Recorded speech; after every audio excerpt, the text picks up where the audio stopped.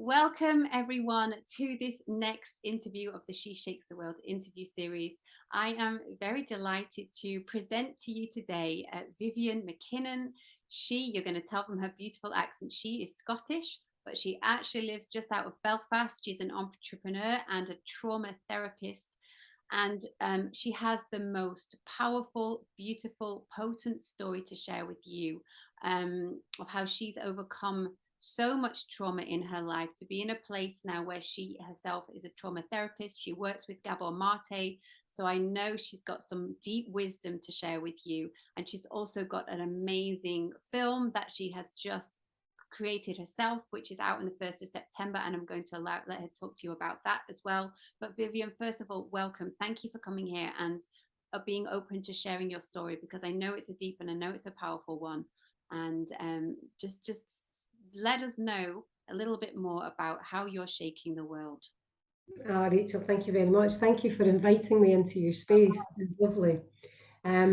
Yes, as you said, I'm originally from Scotland, originally from a tiny mining village called Roslin, which is about 10 miles south of Edinburgh. I grew up, my mum was alcohol dependent and my dad was emotionally detached from the whole thing. So by age 8, I had pretty much I'd suffered, I suppose by age 8, I'd experienced every abuse you could imagine, and not directly at the hands of my mum and dad, but just through being left in vulnerable situations as a child. I grew up in the 70s. There wasn't a lot of, it was in the days when you went out to play and you were told to come home when you're hungry or the streetlights come on. So by age 8, I started drinking alcohol. By age 14, I was smoking cannabis. I was running away from home when I was 15. I'd done a lot of sort of trauma bonding. I met lots of people who were, vibrating at the same kind of level as me. So I got myself into relationships that were quite chaotic. One in particular that was really violent, and I had married when I was 18. By the time I was 20, I was on the streets with a 1-year-old fleeing a domestic violence relationship, and my husband had tried to murder me and had kidnapped our son. So there was lots of stuff, by the first 20 years of life was just like chaos, chaos, chaos. And then I ended, once I lived on the streets, I then went into homeless accommodation, and things from there. I was just introduced to cocaine and amphetamine, and this was kind of like the start of the 90s. So it was that hedonistic lifestyle. I was a dancer in a nightclub and I got paid in drugs and alcohol, which at that time was just like the best job in the world. But when I was 28, I went from being slightly unwell to completely unconscious in the space of 6 hours. And it was almost like, there was a part of me when I was about 4 years old that I remember running from something or someone. And it was I was so scared. I remember just like my heart beating so fast. And I hid in long grass. And I remember seeing myself coming out of myself, looking down on myself and floating away. And it was almost like there was a part of me that was just like, this body is too dangerous, too volatile. We're out of here. So there was a part of me that was almost like, it's just too much. Yeah. So when I was 28, so as I say, I went from being slightly unwell to completely unconscious in 6 hours. I then spent 2 days on a life support machine. And it was basically my body's way of doing what my mind had contemplated so many times. And that was just to end it, just to take my life. But something happened in that bed, something happened in the hospital bed. And before I opened my eyes, I had the usual internal critic telling me I was no good, I was a terrible mother, no wonder nobody loved me, I deserved this. But there was another voice that was saying, please stop this. Two choices. You keep going and you die, or you change.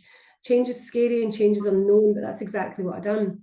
That was in 1999. In 2001, I signed up to walk over 100 miles of the Great Wall of China. And I was to raise £2,500. And an ex-boyfriend at the time said, oh, you'll never do that. And long story short, I went to China, I raised the £2,500, I got a grant for 20,000 and a grant for 18,000.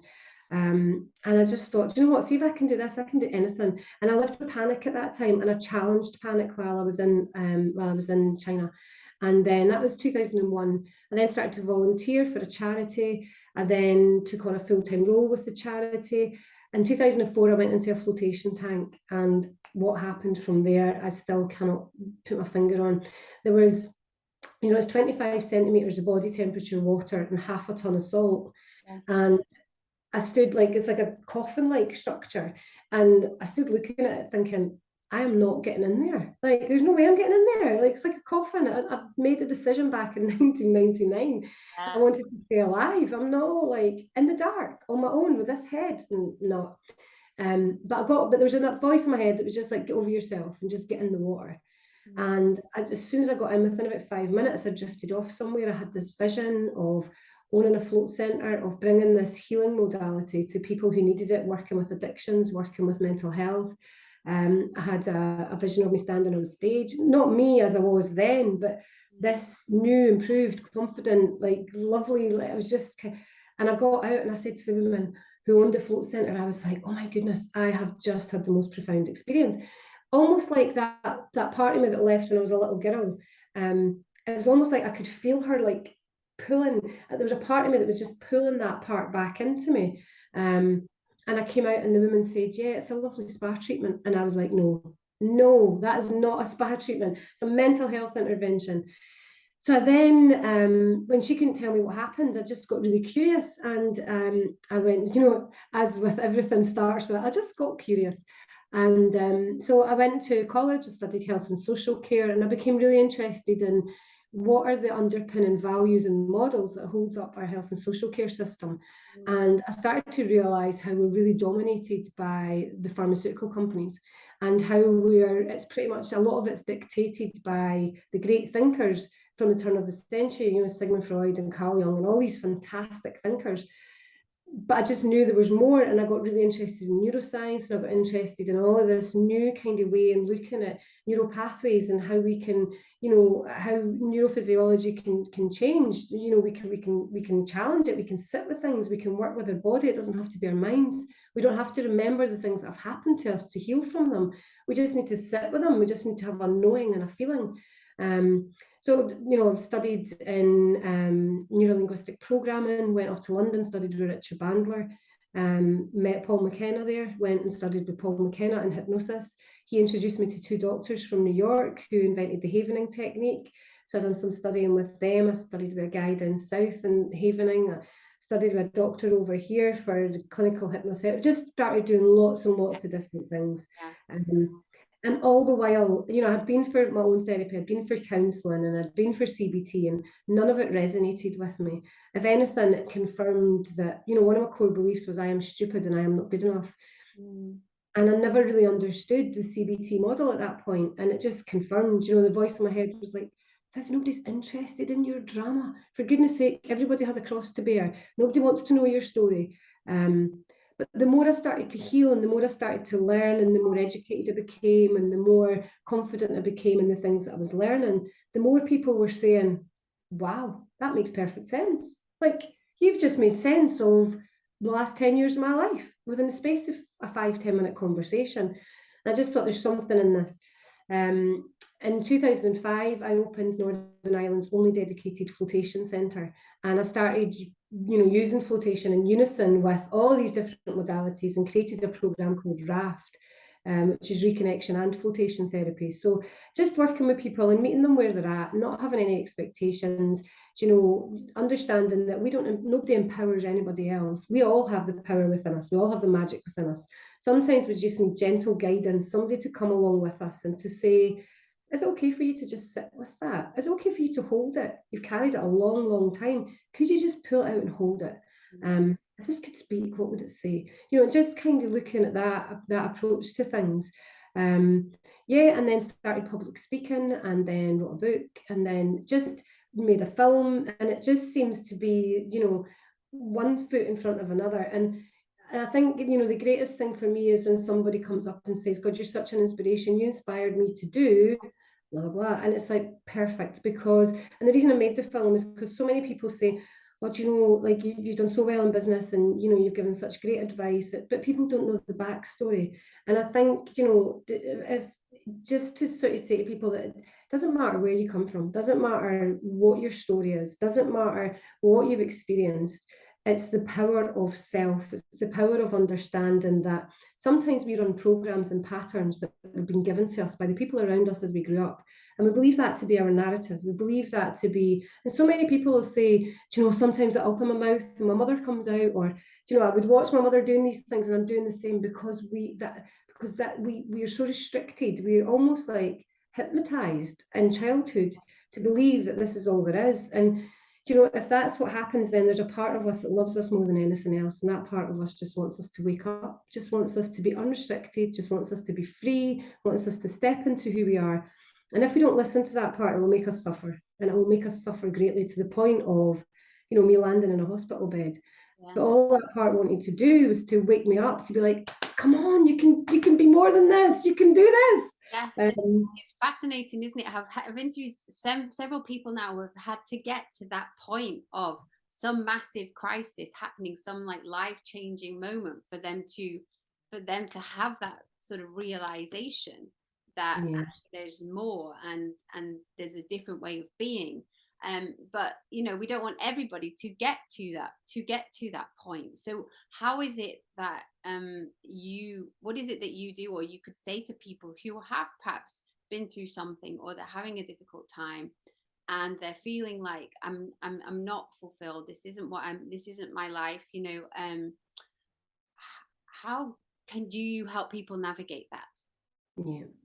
And I suppose a lot of that is understanding and accepting people where they're at, and understanding that, one of the things that I would always say to people is, like they would pour out all of these things, this has happened or that's happened, or I just feel stuck and I just feel, and one of the things I would always say is, have you, of everything that's happened, have you survived everything that you've gone through? And they go, yeah. Everything, every single thing up until you walked into this office. Yeah. Right, well, you have a 100% success rate. So whatever you're doing is working perfectly because you're here and you're now. Some things are maybe not working as good as others. And that's the things that have maybe taken over in the last wee while. These are the strategies and the programs that you're maybe working from. But let's get back to your excellence. And I always say to people, what I do is not designed to make sense. It's designed to create change. So please don't sit and think you have to analyze everything that's going on here. Just sit with it and tap into your body. I think, we're so programmed to shut off from, there's 10 times more messages come from our body to our mind than there is going the other way. But we're taught, even, at school, we put our hand up and, Miss, can I go to the bathroom? She's like, no, breaks in 10 minutes, so you'll wait. So true. Yes, tuning to your body. Exactly. Yeah. So sight of the mind tells soma of the body, shh, we're not listening. You go to the toilet when you're told. So the mind starts to think that it's in control. The mind starts to think that it's the boss. And it's like, but even you go home and you say, Mum, can I have something to eat? And Mum's like, what? It's 4:45, dinner's at 5. No, you'll hang on, you'll wait to dinner. So again, the mind tells the body, shh. So what happens is, over time, our body gives us these messages. When we give up our intuition, when we step away from our authenticity in favor of being connected to other people, when we step away from, I don't want to say that or do that because that person might get angry or annoyed or might reject me, then what we're doing is we're bringing other people's needs, wants and desires before ours. We're stepping away from our authenticity, so we lose connection to ourselves. And then we get into adulthood and we go, I just don't know, I just don't feel like myself. This is not my life. This is not, well, of course it's not, because at a very young age, you chose to bring other people before yourself. You chose other people's needs, wants and desires before your own. And it's such a common thing to do because none of us are told to just stay in our authenticity. And I knew we'd get onto this topic because I know you're bringing in a bit of Gabor Mate here, and I love him. And I know you've worked a lot deeper with him than I have, but I'm really passionate about this topic of authenticity versus attachment. And it's and when I talk to clients about it, they have these light bulb moments when they realize that that's exactly what they're doing. They've lost connection with who they are, with themselves, with their intuition, with their gut feelings, in order to, like you said, please someone else, or make sure that they don't lose that attachment with that authority figure, with their parent. But what also, and I was doing a an interview I was working with action trauma, and I was doing various different interviews. And one of the people I was interviewing was Deb Dana, and we were talking about the polyvagal theory. And what we were saying, she was talking about lots of different things. And I was saying, but Deb, how do you recover? And how do you go on and live a successful life when, as a child, you were gaslit? As a child, nothing was ever about you. As a child, you believed that someone else, that you became codependent from the very get-go. So in an environment where stress levels are high, where you are manipulation and narcissistic behaviors are commonplace day and daily, and you believe these patterns, what then happens is you start bonding with people who are the same as your abuser, because it feels like home. It feels safe. So you have that trauma bonding. It's really hard to identify gaslighting, which then goes on to become, domestic abuse, or goes on to become narcissistic manipulation, or whatever that is. It's understanding. And I think when we get people to kind of look at, when, especially people think trauma is, or some people think trauma has to be an event. Yeah. An event is part of it, but trauma can be, you're 2 years old and you come in and you've cut your knee, and it's the first time you've ever cut your knee, and you're like, oh my God, I'm bleeding, and you're having this huge panic, and your mum's like, stop, come on, enough, stop crying, it's okay, it's okay, I'll get up, here's a lolly, you take that lolly, and mummy will put a plaster on, and you don't hear the care that's behind that. What you hear is, there's no room for your emotion here, so stop it. And if you don't, I'm going to raise my voice. And when you feel like this, have something sweet. Yeah. So there's so many messages in that. So what happens is 2 weeks later, you fall and you cut your knee, and you come in and you're like, and there's blood, and there's a part of you that's like, screaming, but you've exiled that part because you're like, oh no, I can't. If I show that part, she's maybe going to shout at me again. And so we step away from our authenticity for fear of losing the attachment with the main caregiver that we have. So we then go through our life thinking that other people are more important than us. That can happen at a very early age. There's your trauma. For a 2-year-old, that's massive. For an adult looking back on that, I was just a child. That was like, why would that bother me? It's like, well, it doesn't as an adult, with the brain development, the cognitive capacity, the experience, the programs, the learning, everything that you have now. But 2 years old, you never knew the difference between right and wrong, good and bad, safe and dangerous, truth and lies.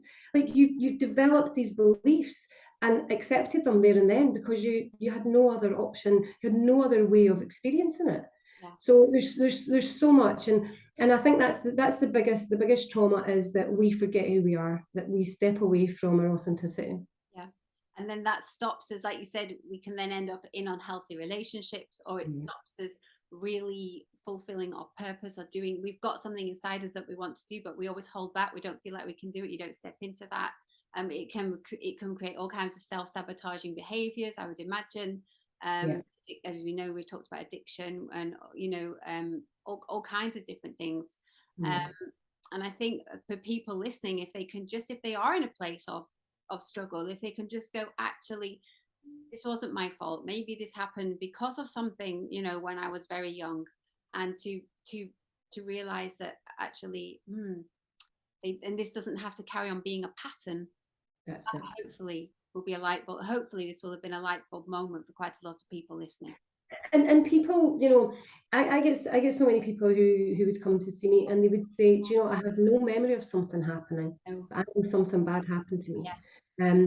Or I can just tell, or I just don't feel right around that person. That's our body telling us. That's our body.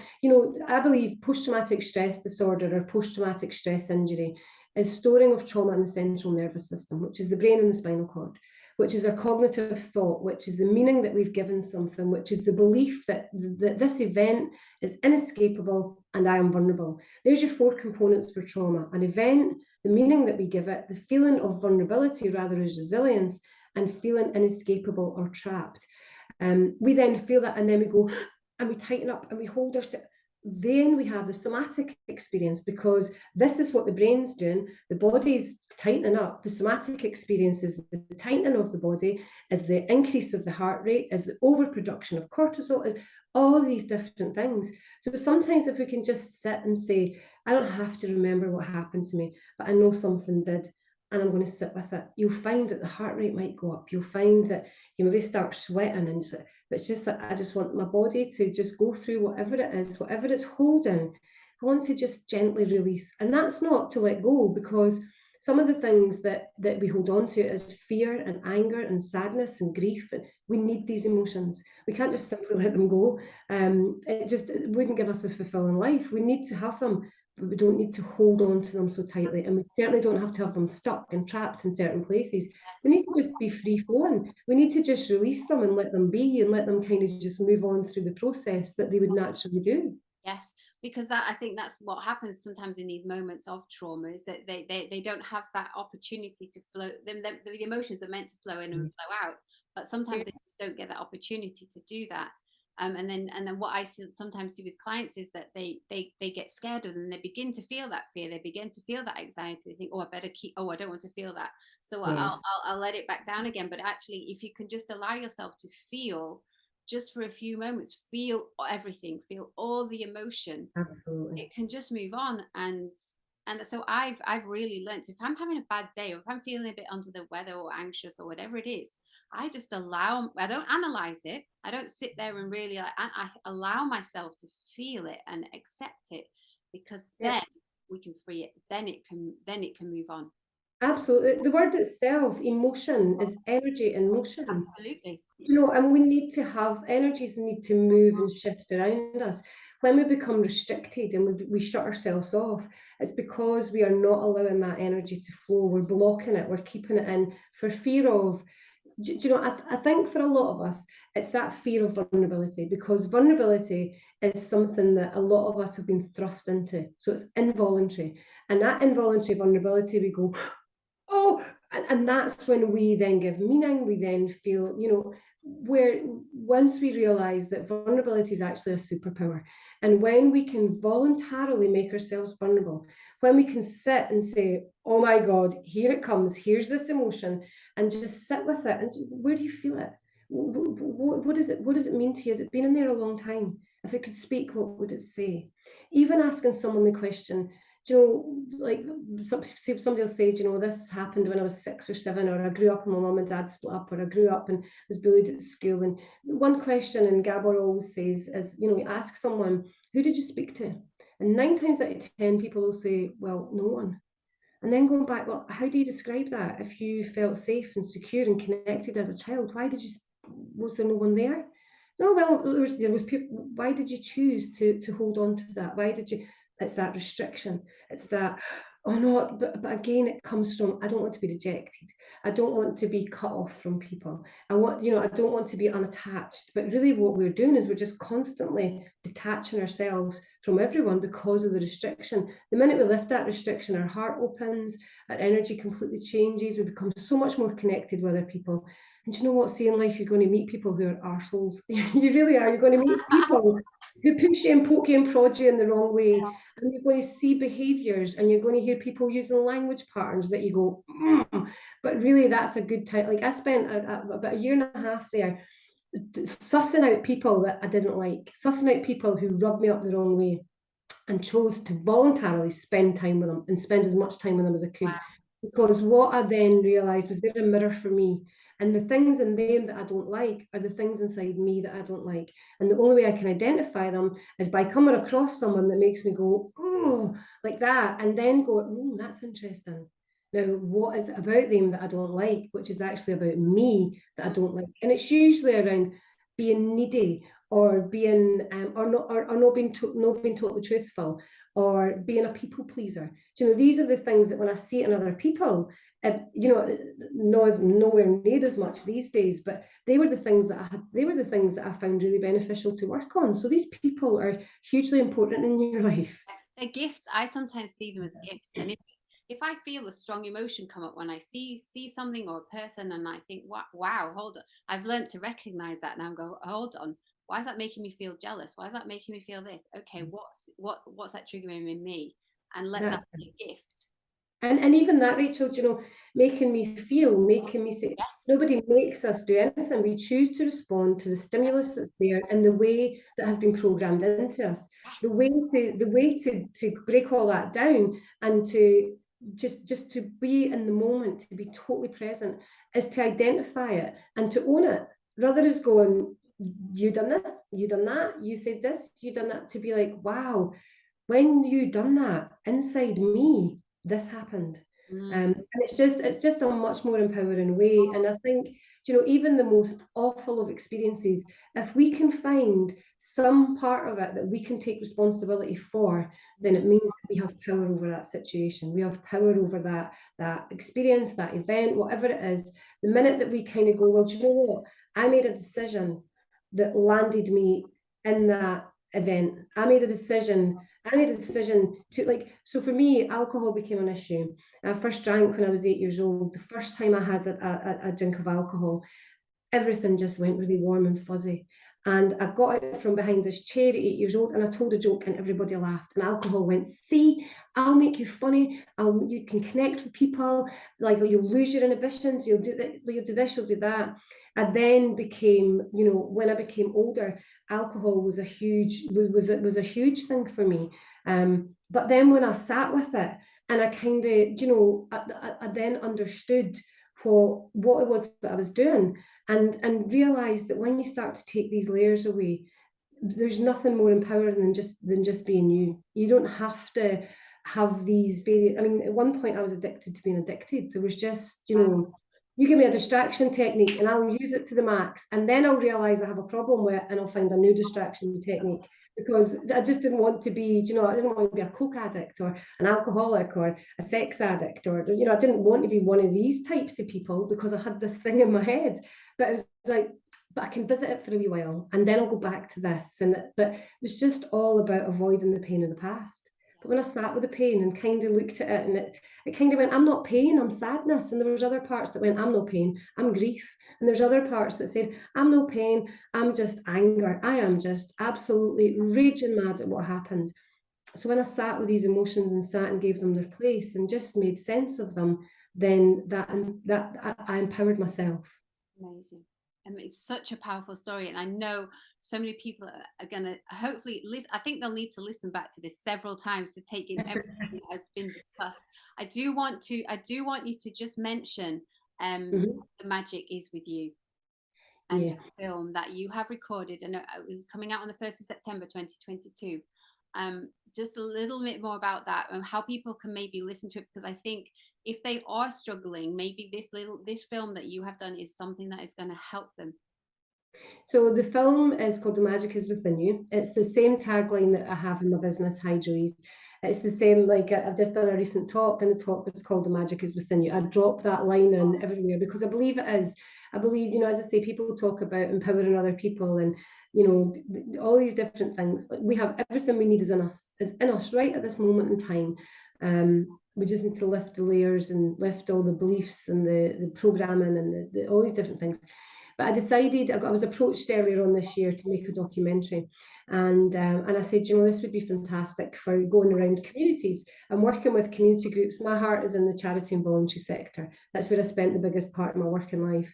And I thought, this film could be used, especially here in Belfast, in Northern Ireland in general, with the legacy of the Troubles that's here and the transgenerational trauma that's been passed on, and these young bodies that are only 17, 18 years old, who are carrying the trauma from the Troubles of the 70s, and they cannot make sense of it. And I thought it'd be really good to highlight that, trauma's not an event. It's what happens inside of us in response to that event, and that we're not our story. We can be who we choose to become. We just need to identify who that person is. We might not know who that person is, but to work towards it. And I just thought, if to make this film, we could then open up that conversation around trauma, and have a questions and answers afterwards. And so I'd start off, it was going to be a film that I went into the communities with. I then got chatting with a friend who's a radio DJ over here, Kate Conway. And she said, why don't you launch it at, like, the Strand Cinema? And I could do a questions and answers. And then I was like, I could go to the Mac. And, like, the Mac is like the biggest theatre in Belfast. And I just thought, do you know what? Go hard or go home. That's been my motto. Is just, what would you do if what would you do if fear wasn't a thing? It was like, well, I'd launch it at the Mac. Do you know? So I booked the Mac, and Kate's going to come and do the questions and answers. We're then going to open up the conversation to the audience. It's on the 1st of September. The tickets are available on my website, or you can get them through the Mac in Belfast. I then spoke to a friend who owns addiction recovery coaching place up in Londonderry, and he had said, look, would you do a second launch up here? I was like, absolutely. So the first one, all the profits are going towards an organisation called Extern, and it helps people whose lives have been impacted by homelessness, addiction, mental health. And then up in Londonderry, it's going towards ARC, and it's for people whose lives have been impacted by addiction. And it's to raise the conversation in an open space, and to hold space for people to be able to kind of go, do you know, this is what you've said really resonates with me, and here's why. And get other people to be like, wow, that's exactly how I feel, and really get us really to raise this conversation around trauma. It doesn't have to be a bombing or a stabbing or a shooting it doesn't have to be that.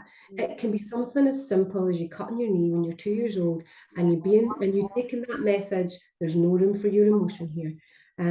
So yeah, and I'm open to come to any community groups. I'm open to come to, so if someone's watching this and they think, wow, that would be great for our community group, please feel free to get in touch, because I want to take it to as many places as possible, and just, as I say, open up this conversation. I think we need to. Yeah, I absolutely think we need to, and I'm really glad that we've had this conversation. We're on the same wavelength with this.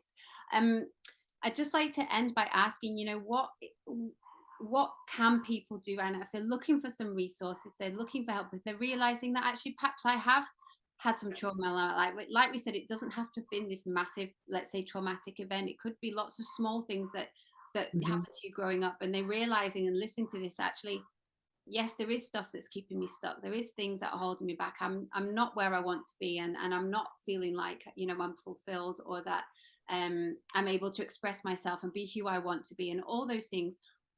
Is there a resource that they can go to? Is there something they can do right now to get them on that upward trajectory of help, getting help?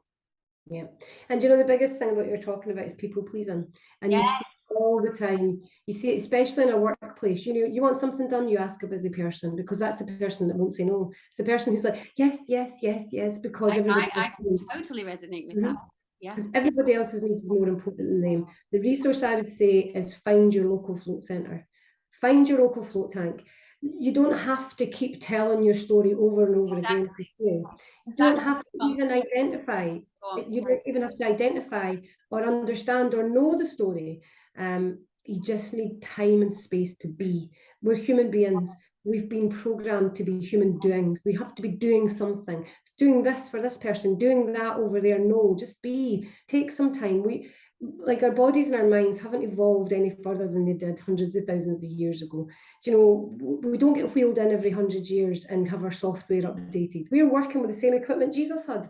We're working with the same equipment Einstein had. We're working with the same equipment they had in the 12th century, for goodness sake. Yeah. But our environment is so, so different. See, to take that hour to just step off the world, where what you see, hear, feel, smell, and taste is completely restricted, where you can take that time to connect back inwards, to have that interpersonal connection with yourself, to allow your neurobiology to connect with your physiology, to allow, just that body and mind connection, and just to not be connecting, like, you're not sitting on your bum, standing on your feet, lying on your back, you're just held and supported.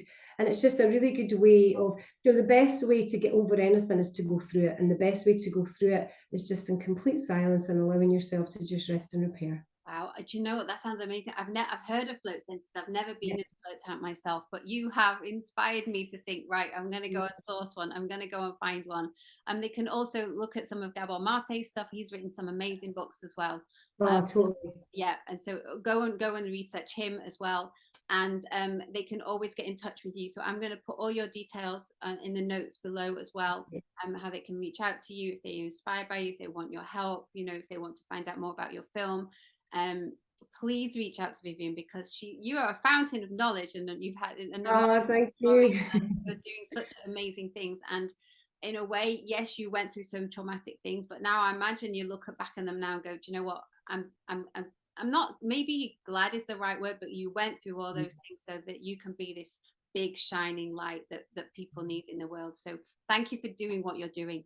And And thank you know, you. Rachel, I always said, you know, what I once perceived as battle scars are now actually my badges of honor. They're my badges to say, yep, been there, yep, done that, done that. They're like my medals. And I think for years, you know, we all have skeletons in our closet. And what happens as we get older, we push them further and further back and crush them in. And what I done was I lay down, I let the door open, I let all the skeletons come out, and I went through each one individually and polished them up and gave them love and gave them attention and allowed them to stand proudly beside me.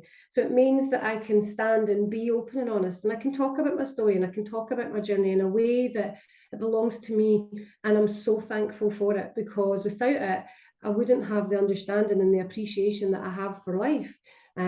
So yeah, and I think if everyone had the openness and the honesty and the courage to do that, the world would be a different place.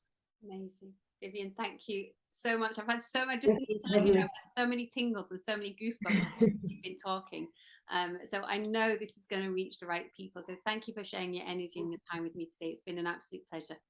Thank you.